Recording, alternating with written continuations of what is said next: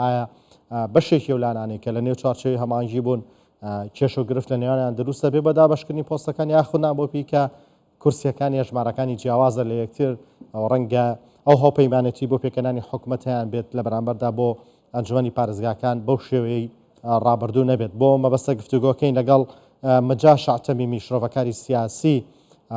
بەڕێز مجاشع سڵاتان لێ بێتۆم کاتتان باش. پێتان وایە لە دوای ئەنجامی هەڵبژاردنەکان نەخشەی پێکێنانی حکوومەتی خۆجێیی یاخود با بڵین ئەنجومەنی پارێزگاکانی عێراق ئاسانە بێت یاخود قورسە بێت؟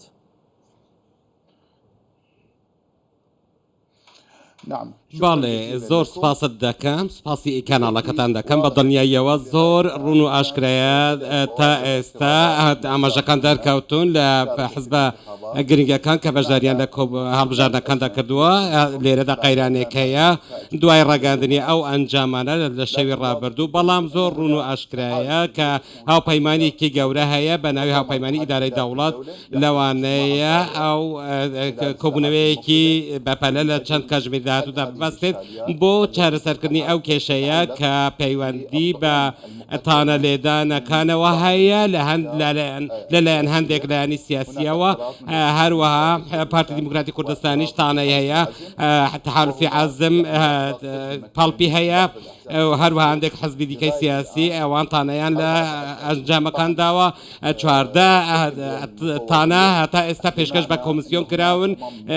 ئەمەش مانەوایە کە پێویستە کۆمیسیۆن ئەو تانانە چارەسەر بکات. هەندێکیان تانەی سوورن واتە زۆر مەترسیدارن و پێویستیان بە چارەسەری بەپەلە هەیە، ئەویش پەیوەندیان بە ساختەکاریەوە هەیە. دواتریش من لە باوەڕەدام کە کاروبارەکان تێدەپەڕێت، چونکە هاوپەیمانی گەورەی یەکگرتو لێرەدا هەن وێڕای هەموو ئەو ناکۆکیانەی کە لە نێوانیاندا هەیە.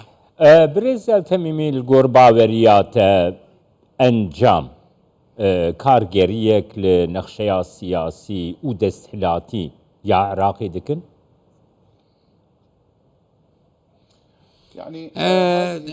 ئەو ئەنجومانانە کە بۆ خزمەت گوزارین، بەڵام لایەنێکی سیاسیشی تێدا ڕەهندێکی سیاسی گەورەیان هەیە.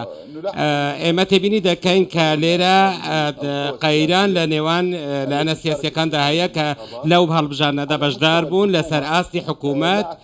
من باوەڕم وان نییە کە زیان بە حکوومەتی فیدرالی بگات، بەڵام بەدەست چەند کێشەیەکەوە دەناڵێنێت کە پەیوەندیان بە قەیرانی متمانەی نێوان لایەنە سیاسیەکانەوە هەیە.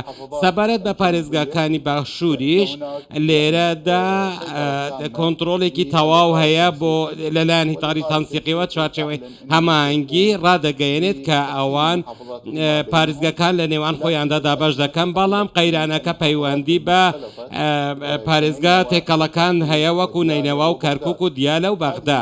ئەو پارێزگایانە لەوانەیە چەند کێشەیەکیان هەبێت و لەوانەشە حکوومەت پێک بهێنرێت، بەڵام ئێمە لە بەردەم ماوەیەکی دەستوری داین کە پێویستە لەو ماوەیە دەستوریەدا هەموو ڕێکارەکان بگیرێنە بەر دوای ڕاگەاندنی تانەکان. ئێمە 15 ڕۆژمان هەیە بۆ ئەوەی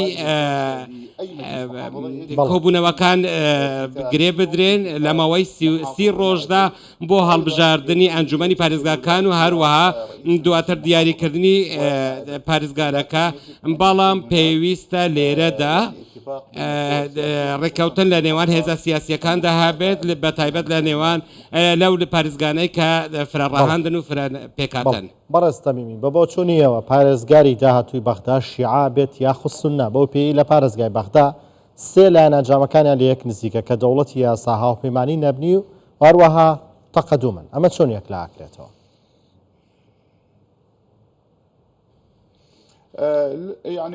واتە لە بەغدا من لەو باوەڕدام کە کاروبارەکان بۆ هاوپەیمانی شیعان ئەوان لە یەک کۆبوونەتەوە، واتە تەحالوفی نەبنی و دەوڵەتی یاسا و هەروەها هاوپەیمانی هێزی نیشتمانی هەموویان ئەوانە کوتلەی شیعین و کۆبوونەتەوە و ئەوان حکوومەتەکە پێ ڕادەگەیێنن، بەڵام ئەنجامەکان و کەمی بەشدار بەشداریکردنی لە هەڵبژارنەکاندا لەوانەیە پێویست بە پێداچوونەوە بە خۆیاندا بکەن و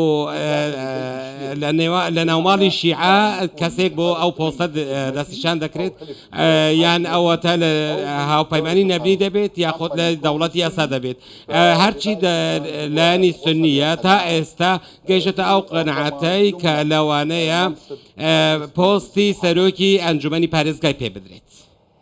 برێزە تەمیمی یعنی دخوازم بزانم من گۆر باوەریاتە دوان جهێنک و ئالیین چرچوەیە هەماهەنگی زێدەی پۆستان زێدەی نامزەتان دەرخستنە گۆرا باوەریاتە ناو چەرچوەیە هەماهەنگیە دەدکارێ پرسگرێک دروست ببن لەسەر دەسەڵاتێن خۆجیهی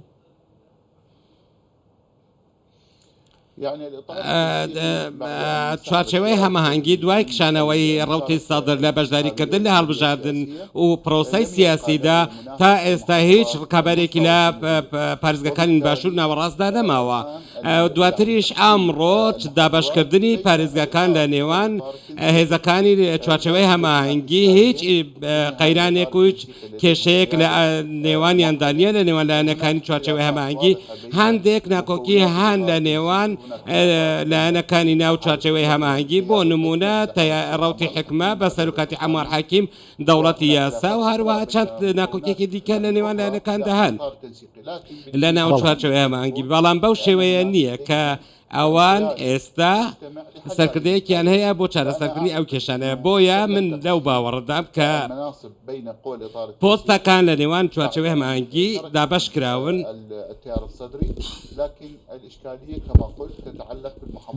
دواتر لە پارێزگەکانی باکوور و نینەوە و کەرکووک و تەنانەت لە دیالاش لەوانەیە لە بەغداش هەندێک جیاواز بێت چونکە هێزە شیعەکان توانیویانە بگەنە بەڵێ بەڕێز مجا شاتەمیمی پشتڕۆڤەکاری سیاسی لە بەغدا و لەگەڵماندا بووی سپاس بۆیەوە.